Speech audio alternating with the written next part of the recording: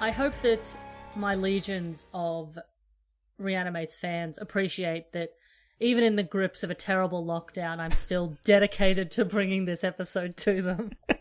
Look, you can't stop the Jeffrey. Can't stop the Jeff train. Can't stop the Jeff train. We're all he's a Coomson for you? No, there's nothing. That's nothing. What was that supposed to be? He's coming for you, but it's like, oh, okay. But his name's no, it's terrible. It's nothing. Yeah, I haven't been able to make a really good, despite my proficiency with puns, I haven't found a lot of good Combs puns. You know, there's like Combs and hair, but I feel like I can do better than that. Is it Combs or Combs? I always thought, and this is, it is Combs? It is Combs, yes. Okay, like even today, even when I was looking up some details about this episode today, I was like, oh, it's spelt with only one O. I always think it's spelt with two O's, but that's like Peter Coombe.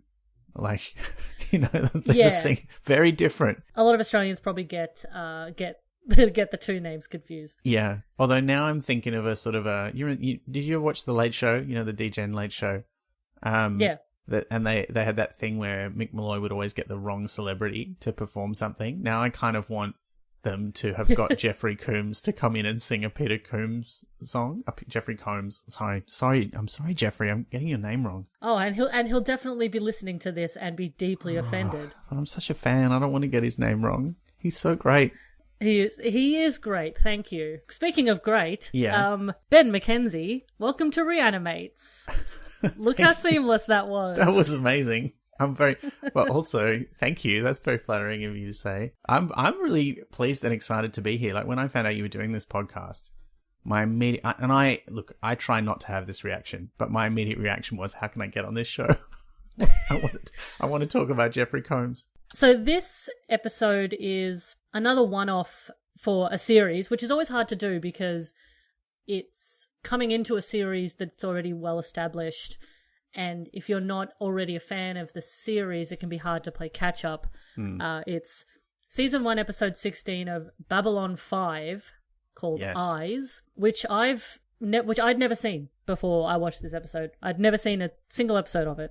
Right. Well, it's a bit sad, really. Like at the time, particularly in sci-fi nerd circles, it was huge. It was such a big deal because like it was this big American sci-fi show. It ran for 5 years. It wasn't Star Trek, but it was good and it was interesting. And I mean, it ran here in Australia on late night TV. I was in college for a lot of its run, and we had a TV room down the bottom, like a residential college at the university where I was studying and failed to complete any degrees. But we would go. This is probably why. But we would go and sort of camp out in the TV room. Me and about half a dozen other nerds. And we just watch whatever sci-fi show was on late at night. And it was either a Star Trek or Babylon 5 most of the time. Cute. Because they never showed Stargate late at night. I think it was too popular with a more mainstream audience. Well, that sounds like a better use of your time. I mean, I spent most of the first year of my failed Bachelor of Arts degree in the bar drinking vodka and orange juice and playing pool. No, I think most people would agree your misspent youth is far superior to mine. I spent it, watching really nerdy TV shows. I did. I should mention I did get to meet one of the cast members from the show because I used to help run sci-fi conventions in Melbourne way back when they were still run by actual sci-fi fans. If you wanted to go to a sci-fi convention, it was run by sci-fi fans, and usually you'd have mostly panels that were fans talking about stuff, and then you'd have maybe one or two guests from overseas. Or locals who were involved in stuff. And one of the ones that I ran, we had two guests. We had Robert Llewellyn, who played Crichton in Red Dwarf, who was a delight. And we had Claudia Christian, who plays Lieutenant Commander Ivanova in Babylon 5, who was also a delight. And, this is before Netflix. This is back in the days where if you wanted to see it, you had to wait for it to come on the local TV. And someone spoiled an episode by asking a question about someone who died in an episode that had not aired here yet. And the only way they would have seen it is tape trading, which is what we used to do. Like people would record the shows on videotape and then mail them across from one country to another. I remember I had a bootleg copy of the TV show Sliders that was like that. Oh, And I think sliders. the other major guest star from this episode who plays Jeffrey Combs's commanding officer was in. I think he was in an episode of Sliders. He certainly got the look of someone who would turn up in Sliders. Yes, that's Gregory Paul Martin, who is great. Apart from Jeffrey Combs, he's probably my favorite thing in this episode. He is terrifying. Oh yeah, and he's got that real sort of like upper class. Is it an English accent? It's a little bit uncertain. I felt I wasn't quite sure what he was going for there, but he does come across as what a jerk, like just and unhinged by the end of it. It's so good. He's done a lot of theatre in his time, which definitely makes sense for his voice, which I'll put a clip in later when there's a particularly fun scene with him. But yeah, he's great. Also, I looked him up on IMDb, and again, you can never quite know what's true and what isn't on IMDb, but in his list of trivia, one of his funny little trivia facts is that he kissed Sophia Loren at the tender age of 2. Wait, what do you think that means? Was he 2 or was Sophia Loren 2? That's all it says. I mean, and I cannot work out what that means, because either way, that's not good. Like, no, it's weird. Like, were they both 2?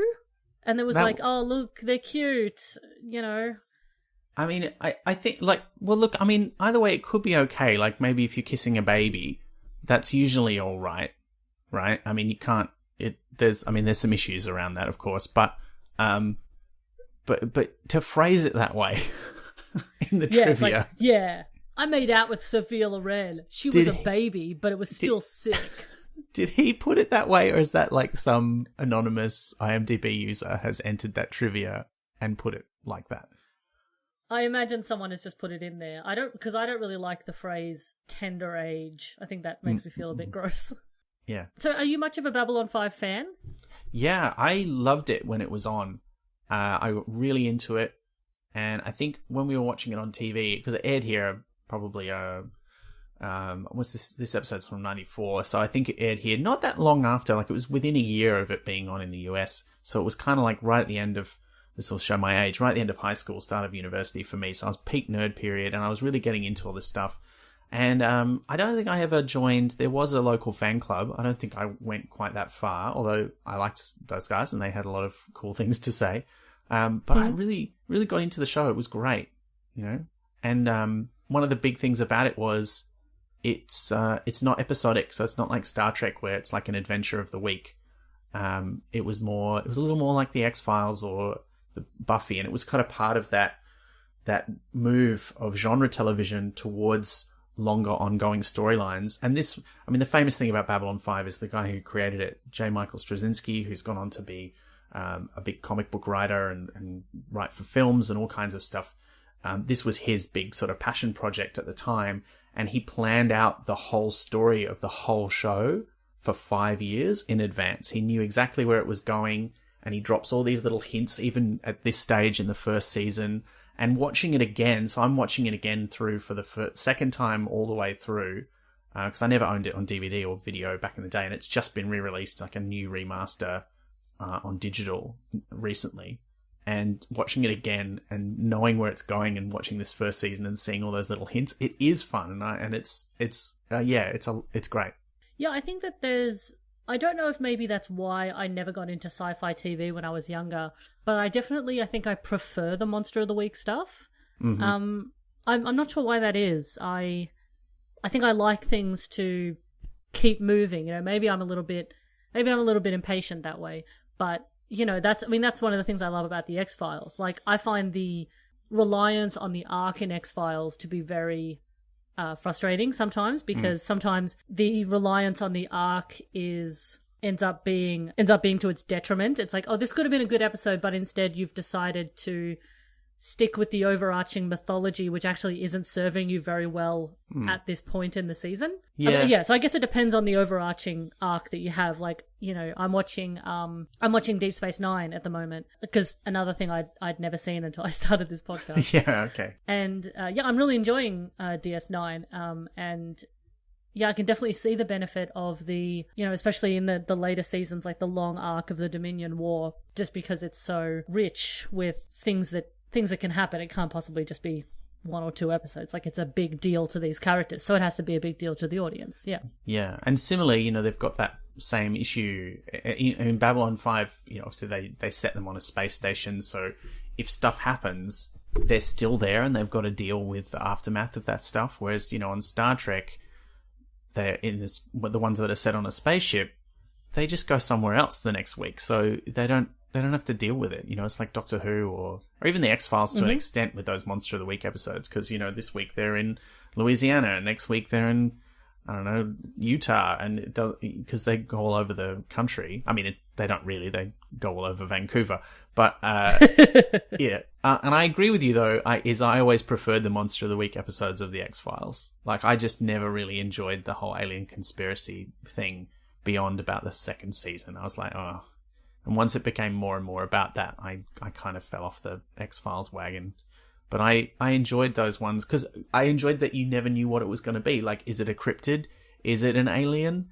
Is it just a serial killer, as they did a couple of times in the X-Files? Yep. And yeah, but I think they do a good job on Babylon 5 of, for starters, making the arc plot interesting. Like, there's a lot of questions. Like, it's not a known universe. You sort of start off, and it's set in the 23rd century. It's like, I think the first season's 2258.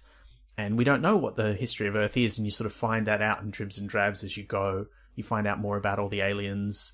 You find out what the history of things like the Psy-Corps, which obviously features very heavily in this episode. All that stuff comes in, and yet there's also something happening each week. This episode, if there's anyone listening who wants to get a taste of Babylon 5, even if you're a big Jeffrey Combs fan, this is probably not a great episode to watch in isolation, because while it does make sense on its own, it also is very much kind of a payoff for things that have happened earlier in the season in some ways. Yeah, I noticed that. There was definitely a lot of things that I was like, is that a reference to something? Like, it's, they would mention something that's obviously, probably very well-known knowledge in the TV show lore, but to someone who's watching in isolation, it's like, oh, that's all of this research I'm going to have to do about this particular war and the history that they have with this race. And yeah, it's definitely one for the completionists, this, if you're a Combs stan, because yeah, it's a little bit hard to follow. But in our pre-credit sequence, we open on Garibaldi, who's played by Jerry Doyle, who I quite like. He's he's kind of the he's got like Kirk energy. He's kind of like swaggery, sarcastic, quips here and there. He's just bloke. He's very much like the guy you get when you can't afford Bruce Willis. Like, I think he's got a similar look. He's got a similar style, and yeah, he's very charismatic. There's a few episodes earlier on in the season where he's a bit gross, like the way he pursues a couple of women is a bit, but by this time of the season, they've kind of gotten over that. They're not doing that anymore. Oh, that's good. Yeah, and he's great. I love him. And Lanier, who is the alien who comes to visit him, played by Bill Mumy, who, this was a big deal for sci-fi fans because he was the original Will Robinson in the original Lost in Space TV show. He was, yeah. Yeah, he's fun too. He plays a Minbari. Yes. I don't know the lore of these aliens, but he seems to be from some sort of religious order. Yeah, I feel like one of the things maybe I can do for this episode is give you enough context to be able to watch this episode. So the basic premise is Babylon 5 is this independent space station. It's run by Earth Force, which is the military arm of the United Earth government, and basically its point is to act as a neutral space for aliens, the various alien species and their governments, to meet up and do deals and diplomacy so that they don't have to meet on anybody's planet. And the main players in that are Earth, obviously, humans.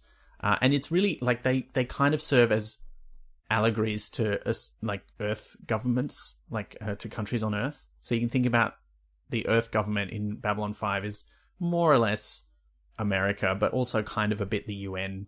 It's a little bit, it's not quite as clear-cut as that. And in fact, one of the things rewatching it is I've been really pleased to see how it's not quite as direct an allegory as I always thought. But you've got the Earth government, who are basically like America. You've got the Centauri Republic, who are basically like an old European empire that's falling into decline. And you've got the Narn regime, who used to be under the thumb of the Centauri, but are now independent. And they're a little bit... Well, they're a little bit like the Middle East, I guess. And I say the Middle East on purpose because they're not a direct enough allegory for you to map it onto a specific country. But they're a little bit like that, a little bit like anywhere that has been under colonial power but now is free. But there are elements of their culture that kind of map onto Islam and a few other things. Not in, well, so far in my rewatch, not in a problematic way. So there's them, and then there's the Minbari, who are a little bit like Japan or China. They've got this sort of whole, I mean, again, it's not a direct allegory, but they have this whole kind of thing about honor, and they have a strict caste system where you belong. Basically, we only ever meet people from the warrior or the religious caste, and their main ambassador on the station is not in this episode. In fact, I don't think we see any of the main ambassadors for the main alien species in this episode, and Lanier is like the assistant to the main Minbari ambassador. So he's there in this episode as a bit of comic relief. But he's nice. I always like Lanier. He is, and in this episode, he has shown a great deal of curiosity in a motorbike that Garibaldi is trying to put together. He is suddenly very fascinated by this motorbike that Garibaldi is like building in his quarters, and he's like, oh, can I help? Yeah. Which is this is kind of one of the first episodes where we see much of his character. He's so much a very side character for this first season particularly. He comes into his own a bit more in later seasons, but up to this point, and until the end of the first season, he really doesn't have a lot to do. He just sort of helps Delenn, the main Minbari ambassador. So this is a bit of fun, where we see him learning a bit more about human culture. So there's a great bit where Garibaldi is kind of explaining what a motorbike is to Linnea, and he... He makes these like motorbike noises. Yeah. So it sounds a bit like this. Yeah. What exactly does it do? What does it do? It's a motorcycle. You ride it.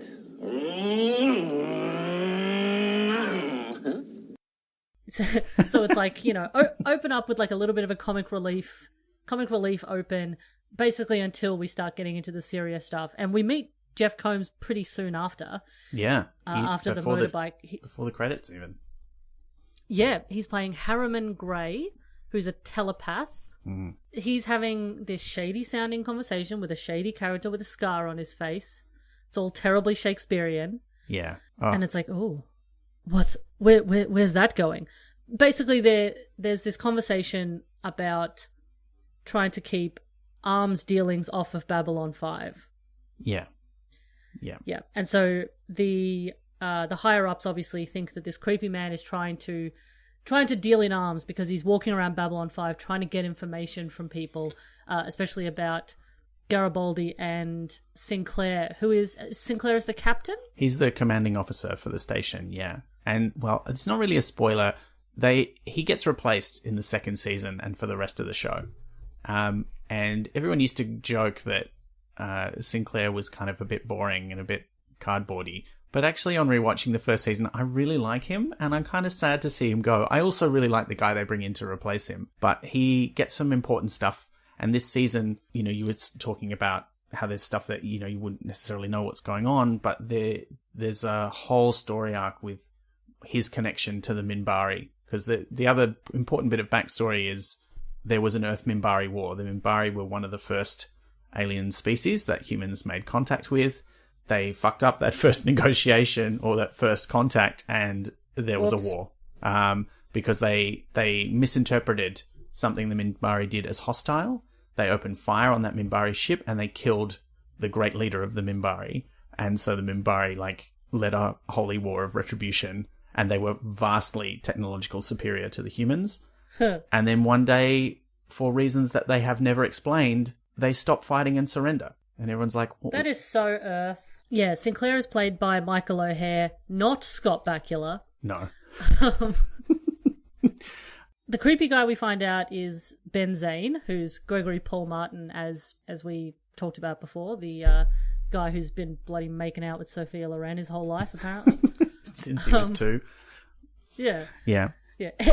Once a week, every year since he was 2. No. It's like taking vitamins. When we cut back to Gray, he's in a trance. I don't know if you know this. So I don't know if telepaths come back much in the show, but he has to put on leather gloves when he starts chatting to Garibaldi. Yeah. And he wears the leather gloves pretty much the rest of the episode. Is there a reason for that? Yeah, that's a thing. And I actually, when I was watching this episode, we've already seen it. So the telepaths are a big part of the plot of Babylon 5. Usually there's one telepath who lives on the station whose name is Talia Winters. She gets mentioned later in the episode, but she's a commercial telepath. So she will sit in on business meetings to make sure people are being honest, that sort of thing. But they have strict rules about only scanning people who agree to it and only reading their surface thoughts, unless people consent. There's some interesting stuff around that. But they all wear gloves unless they're working, because I think the idea is they have I've forgotten the name of it. You know, there's that they have a lot of them have the psychic ability where they touch something, psychometry, and that means they get psychic impressions of it, and particularly if they touch people. So they wear the gloves as kind of a barrier to that, so they don't accidentally touch someone and read their thoughts. Telepaths in Babylon 5's universe, human ones, they all work for the Psi Corps. They have to be registered with the Psi Corps. If they find out you're a telepath, your only options are you join the Psi Corps or you take drugs that ruin your telepathic ability, which also is something that comes up in this episode. So, yeah, you don't have much of an option. Yeah, I don't know why, but there are so many roles that I can think of off the top of my head where Jeffrey Combs has to wear leather gloves. Yeah, I think, when I first became a fan of him, big fan, was when he did The Frighteners, and he puts gloves on in The Frighteners. And that was only a couple of years after he did this episode. But yeah, The Frighteners was my introduction to... I'm sure I've mentioned this on the podcast, but it was my introduction to Jeffrey Combs back when I was 12 or 13. I was in a big Michael J. Fox phase of my life. And I was trying to watch all of Michael J. Fox's movies.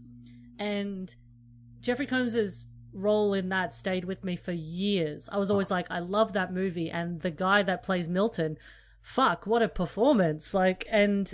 Yeah, when I eventually later got more heavily into horror movies and saw Reanimator, I was like, hey, it's that guy. I love that guy. He's great. And the love affair began. Yeah, and I was never a big horror fan. I knew a lot of horror fans, but it's never been... I've seen horror films mostly because friends wanted me to see them. It's not my bag, so I hadn't seen a lot of his stuff. And then I saw The Frighteners because Michael J. Fox connection, but also it was a weird fantasy comedy film. And also a bit of a horror, and I loved it. And his performance was so extraordinary that I was like, I know that guy from somewhere. And I started to realize the other things that I'd seen him in. And yeah, that was what got me started too. He's an absolute chameleon. So Garibaldi meets with Zane and Gray. They're having a very tense sort of conversation because Zane is obviously, he's come off the offensive straight away. He's very aggressive and domineering. Garibaldi says this, which it's so funny, especially because of just the way he says it so seriously. You're starting to irritate me, Mr. Franks, and I don't like being irritated. It gives me gas. Yeah. There's actually a surprising amount of great comedy lines in this show. I'd forgotten how funny it is at times, and there are some pretty full-on comedy episodes of the show. This one is not one of those, but it does have some of those lighter moments. And I think one of the weird things about the show is that most of it was written by J. Michael Straczynski himself. Of the 4 years, he wrote 4 and a bit years worth of episodes himself, which was kind of unheard of. The sci-fi shows like this that I've watched, the ones that I've enjoyed more are the ones that do insert even a little bit of comedy. The ones that take themselves hyper seriously and don't allow room for even a little bit of comedy, I just find kind of tedious. I can understand why people like them, but they don't do anything for me. Yeah. So Zane is explaining that him and Gray are making a special investigation of Babylon 5 command staff. I believe the phrase he uses is, they must know who is loyal to Earth Force and who is not. Yeah, right from the get-go. And this scene also, as soon... Because they've been using false names and they're pretending they're from a corporation who's hoping to do a deal with Babylon 5. And as soon as Garibaldi turns up and asks them about it, he just drops that pretense entirely and says, no, we're from Internal Affairs.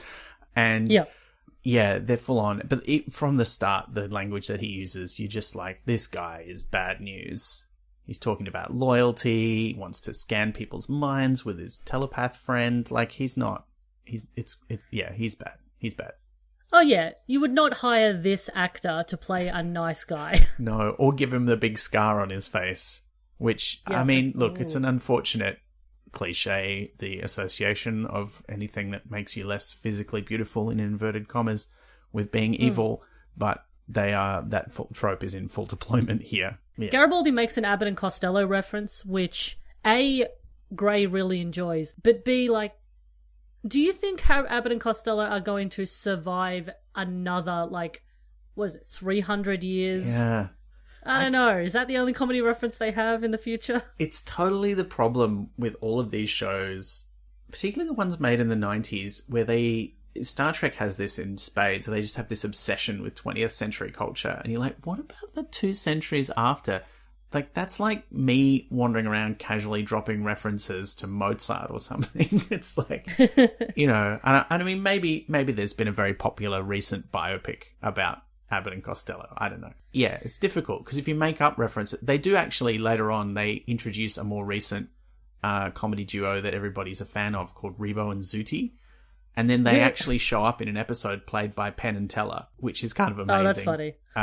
But other than that, yeah, there's lots of 20th... And Garibaldi's obviously a 20th century fan. Like, he's obsessed with this motorcycle from the 90s.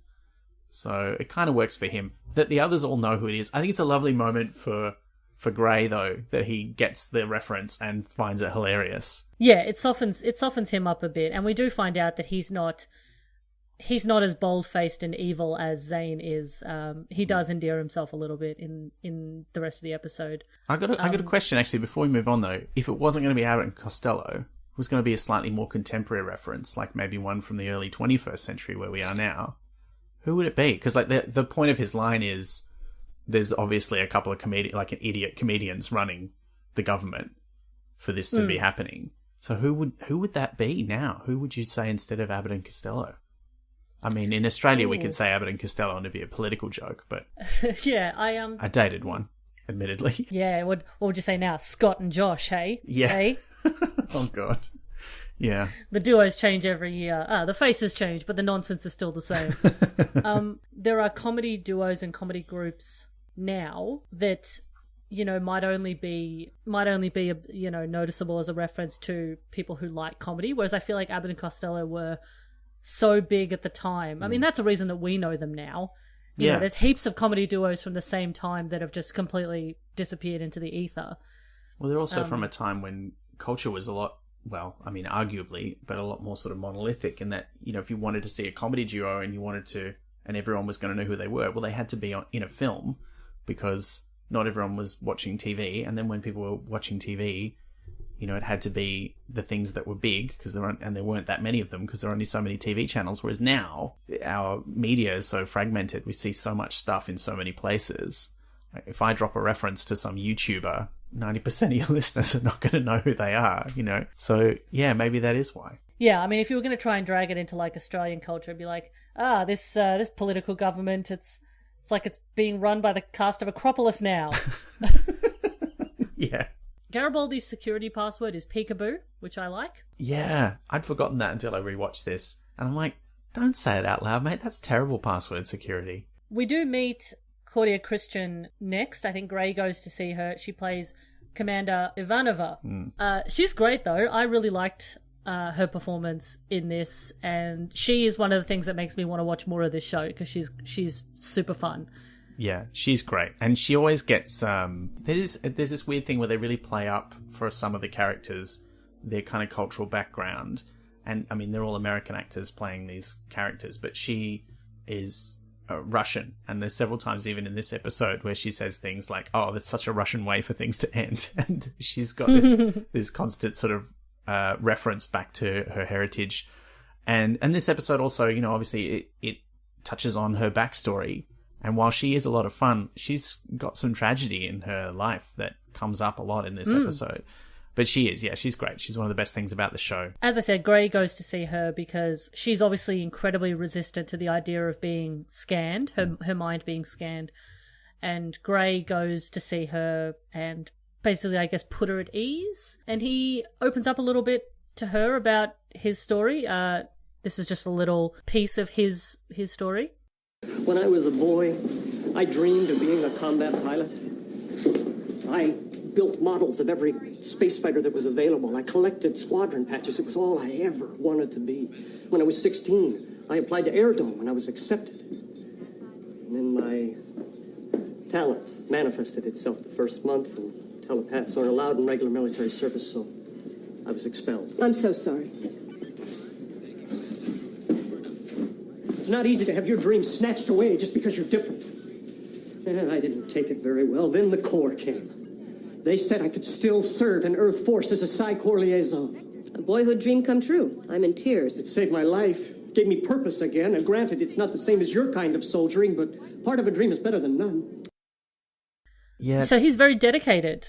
It's nice. We don't, because we never see him again. Like, it's probably worth pointing out to people, this is the only time we ever see Harriman Gray, which is a shame because he's such a nice character. Like, and quite different from a lot of the other people we see who are involved in the Psi-Corps or the other telepaths. So there's like two main telepath characters, and then there's a fair few supporting ones as well later on in the series. But here we meet this new telepath who's one of the few we've met so far. And yeah, his story's very different, and he's very sympathetic. I like him a lot. Yeah, he's lovely. I would describe this as soft Jeff. Yeah. He's playing nice soft man, very much a Dr. Mordred type of vibe. And the thing, if you've seen any previous episodes and encountered members of the Psi-Corps before, you're expecting not soft Jeff. Like, you're expecting him to be much more sinister, because that's usually what they're like. And they make reference several times to Mr. Bester, who is actually played by Walter Koenig, who was in the original Star Trek. He played Chekhov, the Russian bridge officer. But here he plays Alfred Bester, named after the famous sci-fi author, who is high up in the Psi-Corps. And he's only been in one episode at this stage, but already his shadow is falling on the characters, as we'll find out later on. Yeah, they do mention Bester in this, and there's the idea that Psi-Corps may be pulling a lot of strings and that they are not entirely to be trusted in this, and something sinister may be going on. Sinclair calls Zane Ben Hitler at one point. Oh yeah. Yeah, it's not subtle. Strange that there has been no like great fascist leaders in that whole like another 300 years. There's no other points of reference in culture for like fascist dictators. So Ivanova is having nightmares about the death of her mother. Again, as someone who hasn't watched the show, these dreams, not that they don't mean anything to me, but they're confusing. In this instance, the dream is Ivanova worrying about the effect that Psi-Corps will have on her brain, because when she has this dream, Gray is in the dream, in the place of the people that perpetrated this violence against her mother. Yeah. And I mean, the short version of it is her mother awakened telepathic abilities, and so would have had to leave her family and go and join the Psi-Corps, because telepaths aren't allowed to have families. And she didn't want to go, so the only other option to her was to take these drugs that would deaden her telepathic abilities, but they made her miserable, they affected her mental health, and she eventually kills herself. So it's as a result. And so there's this, and this story has come out in bits and pieces in previous episodes that dealt with things to do with the Psi-Corps. And it explains why Ivanova is so angry about the idea of her mind being probed. And in fact, when she has that initial chat with Mr. Gray, she ends with a classic kind of Ivanova threat where she says, if you enter my mind, I'll twist your head off and use it for a chamber pot, which is exactly the kind of thing she usually says, but she's really fired up about it. And she talks more about why later on, but that's the context for this dream. And it's pretty harrowing. And well, yeah, I mean, she decides to resign because she's so afraid of having this mind scan, and she knows that she'll be forced to do it if she stays in her job. And Sinclair is kind of like, hey, don't worry about it. I don't accept your resignation.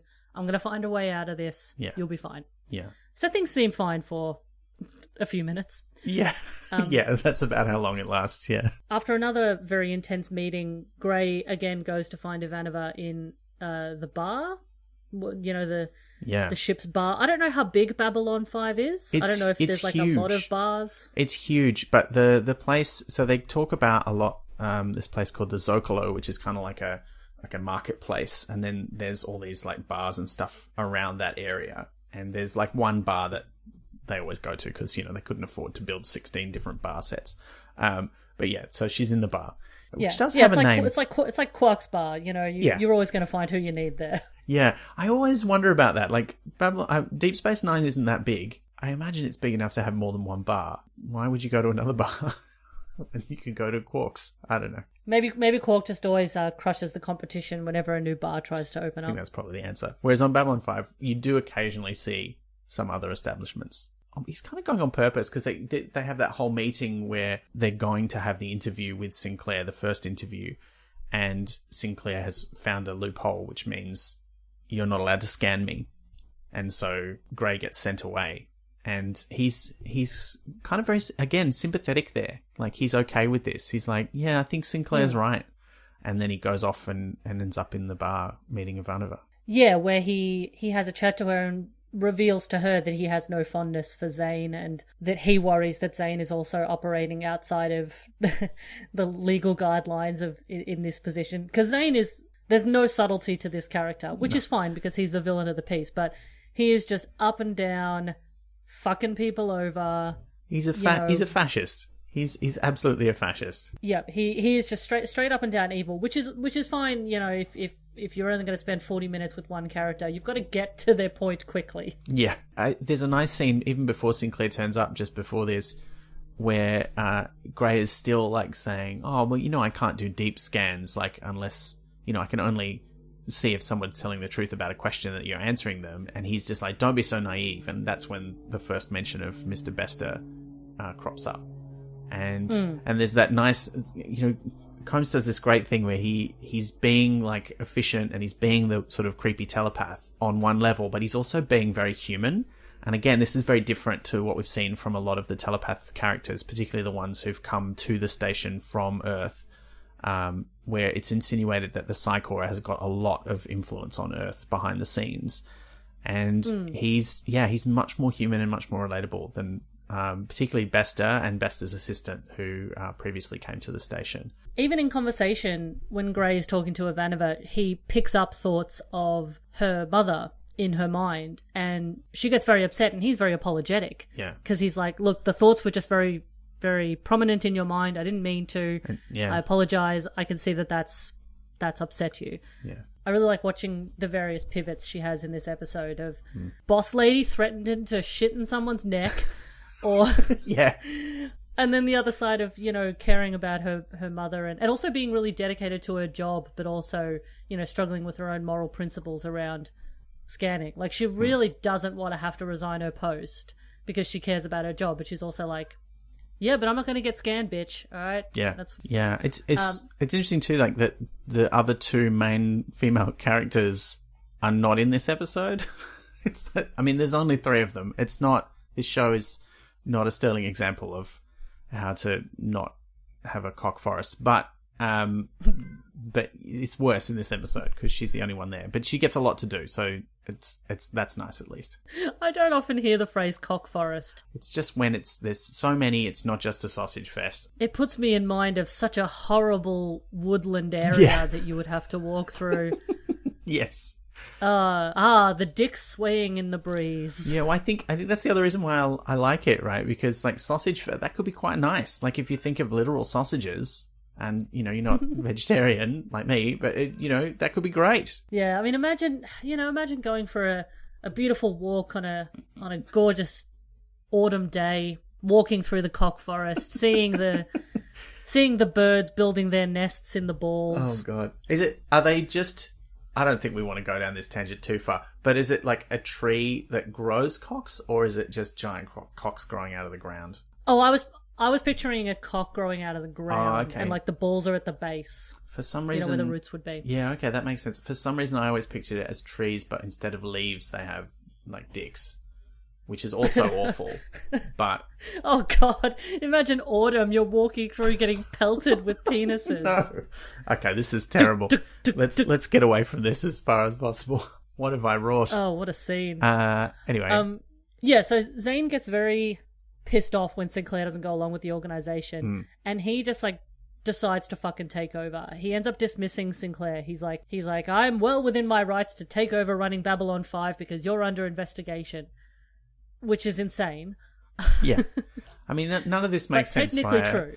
Yeah, it's apparently technically true, but I mean, how much they're giving this one guy so much authority, and then he's clearly unhinged. Yeah, Zane is incredibly resentful, it's revealed, towards Sinclair for getting the command position that he wanted and he felt he deserved, having, struggled in the trenches in the wars for so long. And I think that there's a line about how Zane actually performed a lot better, in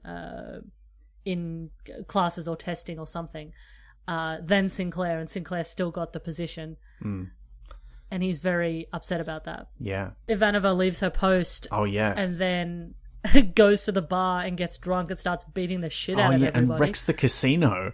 Yeah. And Yeah. And I love the Babylon 5 casino because it's like in the future, but they still have like a big wheel, like it's a raffle or something. And I'm like, oh, yeah. What?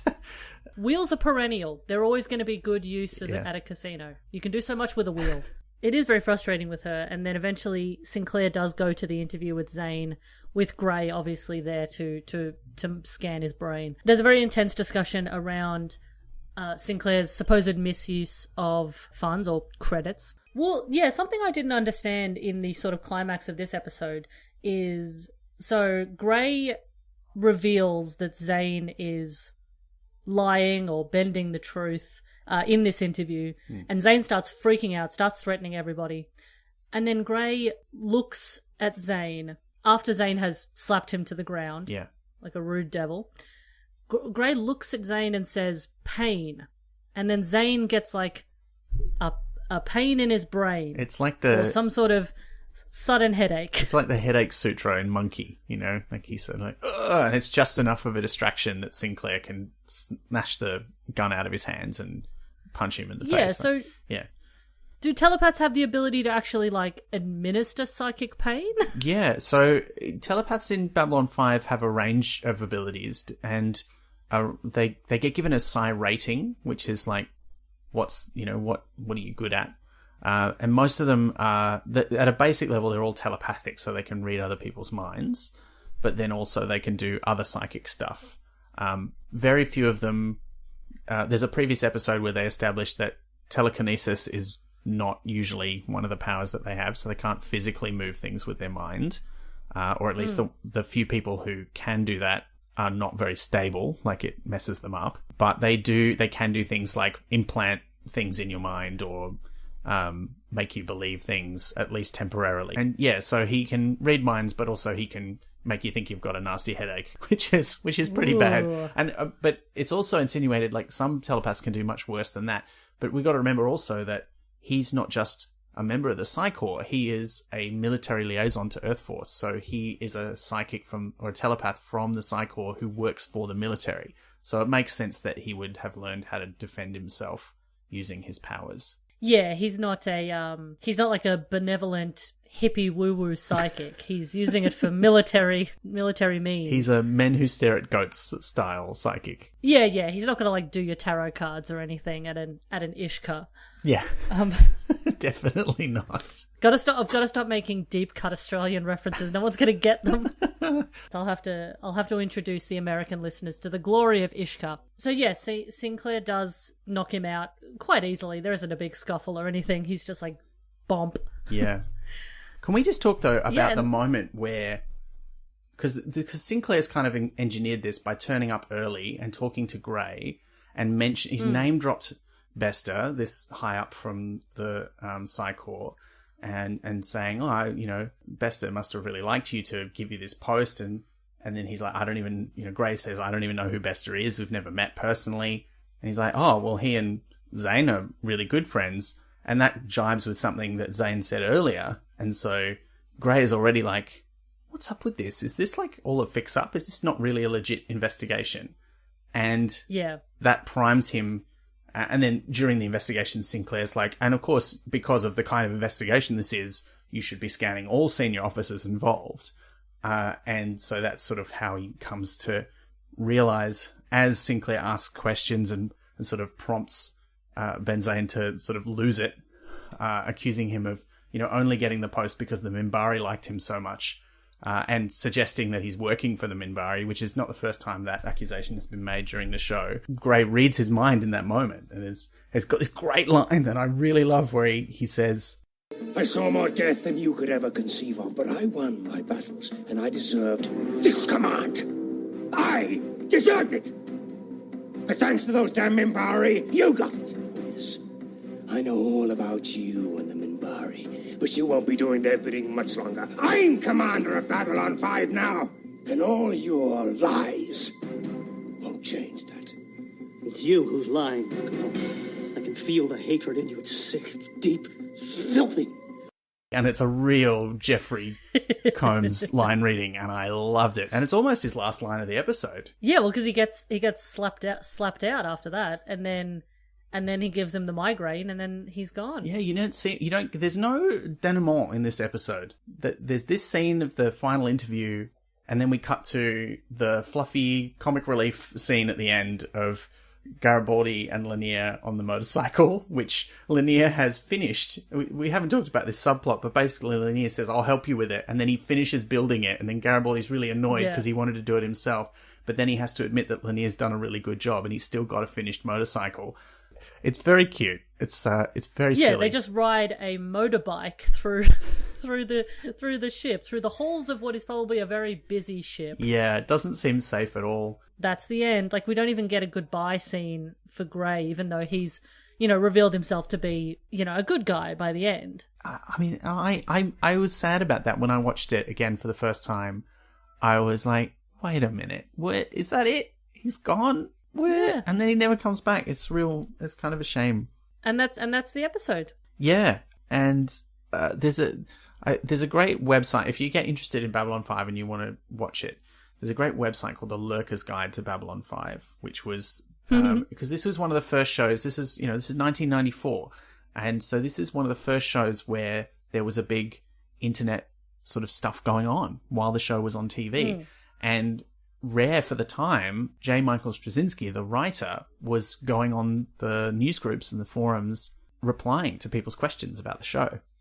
And that's great. This website, that's what you want. Yeah, well, this website dates all the way back to that time, and it has a lot of thoughts from it. And I was just looking through. I don't think he said much about the casting, but he did reveal that Mr. Gray would be a P10. So they have a rating system for Psy-Corps members, which shows how strong your psychic powers are. And 10 is very high. Yeah, and 94 was sort of a good time for Jeffrey Combs in terms of showing off his repertoire, because he, obviously he'd already done 2 of the Reanimator movies, but I mean, in 1994 alone, he had done Lurking Fear, Love in a 45, and Felony, which are 3 in wildly different roles, but all incredibly fun and very interesting in their own ways. So yeah, it's a shame that they didn't maybe bring the character back and, maybe give him more to do. But, then maybe if he had done that, maybe he wouldn't have been able to do The Frighteners a couple of years later in 96. That's so true. Maybe it was for the greater good. Or as much Star Trek, because this is the same year as his first appearance on Star Trek Deep Space Nine, which happened only about 4 or 5 months later. From memory, there's not really a character who fills the same niche as Harriman Gray. And I wonder if that's because they secretly thought maybe they would like to bring him back, but then they never did for some reason. I don't know. He's just such a delight. And when you first see Jeffrey Combs playing like a black-gloved member of the psychic police, you're kind of like, surely he's going to be evil. And then he's not. And it's just such a lovely surprise. It's great. Yeah, you sort of expect him to be a bit more outrageous, perhaps, a bit more unhinged. And I kind of like that this is a more subtle role, because I know that after roles like Reanimator, he was probably typecast a bit as crazy scientist, crazy villain type things. And obviously he's good at those roles. He's very good at them, but he's good at other things. And, it's nice to be able to see him do those other things. I hope if anybody does go and watch this, purely from a Jeffrey Combs point of view. It is worth watching the series kind of from the start. You can find guides online that'll tell you which are the really important episodes to watch from the ongoing plot's perspective. And there's a little bit of arc stuff in every episode, but in some of them it's pretty light, and in other ones it's pretty heavy. And this is, like I said at the start, this is kind of a direct payoff for some stuff that's happened earlier in the season. But he's so good in this episode. He's so good in this episode. He's so good in most things. It's true. I think this podcast has established so far. It's not. You don't often get a dud from him, no. Because one of the other things about Babylon 5 is that, like I said, it had this 5-year arc that was planned, but then they found out they were going to get cancelled at the end of the 4th year. So they kind of tied up all of the plot threads, and then they got another year on a different TV network. And so they kind of had to change some things around and write some new stuff. And that 5th year, I think the general consensus is it's got some good stuff in it, but it's just not as strong as, say, probably the 3rd and 4th seasons, which are probably the best ones. I mean, I was looking at what other stuff Combs had done around this time, and there's some amazing things. Like he was in an episode of the original Flash series from the 90s as one of the villains. And I was like, that's amazing. That's cool. Yep. He's in I've seen that episode. He wears a very big, ill-fitting suit. Yeah, they really went with costumes that were riffs on the comic book in those days. Mostly the 80s comics as well, where the costumes were outrageous. He did something, you would know more about this than me. I think it's a film called Love in a 45, and he plays a character called Dinosaur Bob. Love in a 45 is one of my favourite performances of him. Is it good? The film itself is meant to be a sort of a Bonnie and Clyde thing. So Gil Bellows and Renee Zellweger in, I think, her first or second film role. Yeah. They play these criminal lovers who are just obsessed with each other. And they decide to flee to Mexico because a whole bunch of horrible shit happens. Yeah. Dinosaur Bob is a flunky for a loan shark that Gil owes money to. Oh, no. And yeah, it is such a fun role. It's also one of his favorites, his personal favorites that he has played. Oh, wow. That's cool. Because it's like this incredibly animated, sassy, southern, drug-fueled, smooth-talking hick guy. But it's an incredibly fun role. I highly, highly recommend it. Yeah, it's one of my favorites. It's also one of the fandom's favorites as well. Oh, great. Okay, well, I'll have to check that out. Yeah, I mean, even if you just look at, if you Google image search the character, you can immediately get a vibe on what that character's like. All right, I'm going to do it. Well, thank you for talking to me about Jeffrey Combs and explaining Babylon 5 to me, Ben. Oh, look, it's any opportunity to nerd out, always, particularly about, slightly lesser known sci-fi TV shows from the 1990s. I feel like that wouldn't be my mastermind category, but it's on the list of possibilities. Yeah, actually, a friend of mine works for a show here called Hard Quiz. Oh, yes. Which is I guess a bit like Mastermind, where people have, specialty subjects, and she has often told me that I should audition because of my knowledge of Jeffrey Combs and his film. Combs. That would be I would love that. That would be such a good subject. What would be your Mastermind / Hard Quiz topic? It's a good question. I do a Terry Pratchett podcast, so probably it should be Terry Pratchett, but I just know they'd ask me questions that I just don't care about. Because I'm very interested in the books and the world, and not just his main series of books, but his other books too. But I feel like, I don't know, I feel like there's nothing that I wouldn't be tripped up over, but that would probably have to be it, would be the works of Terry Pratchett. Oh, of course, if you dig deep enough, I'm sure there's things about Jeffrey Combs' filmography that I don't know. Yeah. In some corner of my mind, there's a little gap, but I'll fucking fix that. Don't you worry about it. Yeah, no, I know you will. I know. That's the whole. I feel like sometimes the reason we do these podcasts is just to give us a good excuse to do as deep a dive on our favorite things as we would like. Oh yeah, I any excuse to to sit down and watch, Beyond Reanimator yet again. Well, look, thank you. Yeah. Thank you so much for having me. It's been fun to recap a fairly, I don't know, in the whole canon of Babylon 5, I couldn't put my hand on my heart and say this is a favourite episode of a lot of people, but I think Jeffrey Combs really elevates it, and it is, a point where you do start to see some payoff for the fact that this show was planned in advance. So I think it is an important and interesting episode. Anything to plug? Really just the podcast. So if you like the work of Terry Pratchett, British fantasy comedy author, I do a podcast called Pratt Chat, which comes out every month, and we are aiming to discuss every one of his books, one a month, with a special guest each episode, a bit like this podcast. But that's going to probably take us about 6 years, I think, to get through all of his books. We're currently in year 4, so we're doing all right, up to about episode 44 as we record this. So yeah, if you want to get into some Terry Pratchett, we hope our podcast, Pratt Chat, is a good place to start. You can find out more about that at pratchatpodcast.com. The other thing you might be interested in, if you like the work of Jeffrey Combs and therefore some weird and wacky sci-fi business, I also make a radio show called Night Terrace, which is kind of like an Australian comedy Doctor Who. You can find that at nightterrace.com. And if you just want to find out more about me, I'm on Twitter at McKenzie_Ben, or I'm on Instagram at NotOnGotham, because there's a much more famous Ben McKenzie who plays Jim Gordon on the TV show Gotham. I think Jeffrey Combs popped up a couple of times on Gotham. Yeah, he did.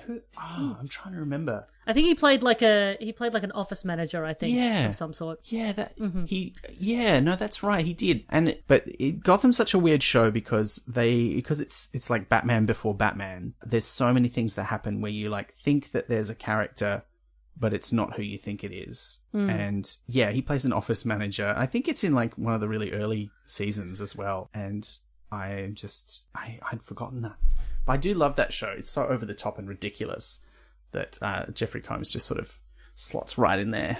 Obviously, I've only seen the scenes with Jeffrey Combs in them. I have no interest in the rest of the show. I'm sure it's fine, but I don't have time. I've got a lot of Jeffrey Combs movies to watch. I can't be offering time to any non-Jeffrey Combs related pop culture at the moment. I'm sorry, Ben. I think that's entirely reasonable. Very, very reasonable. I'm going to have to go through his credits with a fine-tooth comb to try and find some other shows, because this was fun. And he's one of those people who I've really always enjoyed, and it wasn't until I saw The Frighteners that I was like, wait, you're really good. And then I sort of kept an eye on stuff that he was in, and there's just heaps of stuff he's done that I haven't seen, and probably some stuff I've seen that I have forgotten that I want to go back and look at again now. So thank you for reawakening my love of Jeffrey. And thank you for the Combs pun. I appreciate it.